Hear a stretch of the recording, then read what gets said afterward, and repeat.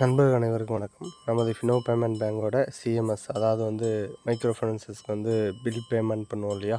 So அந்த process வந்து பார்த்திங்கன்னா மார்ச் 31 இரவு 10 மணி முதல், அதாவது இன்றைக்கி நைட்டு 10 மணிலேருந்து நாளை காலையில், அதாவது ஏப்ரல் 1, 2026 காலை 11 மணி வரை சிஎம்எஸ் ட்ரான்சாக்ஷன் வந்து வேலை செய்யாது. சரிங்களா? அதாவது வந்து பில்லிங் பண்ண முடியாது. மைக்ரோ ஃபைனான்சஸ்க்கு நம்ம சிஎம்எஸ் பில்லிங் பண்ணுவோம் இல்லையா?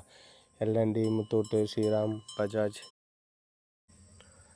இந்த ட்ரான்சாக்ஷன் பண்ண முடியாது. ஸோ எல்லாருமே வந்து பார்த்திங்கன்னா உங்களுடைய பில்லிங்கை வந்து சீக்கிரமாக முடிச்சிங்க.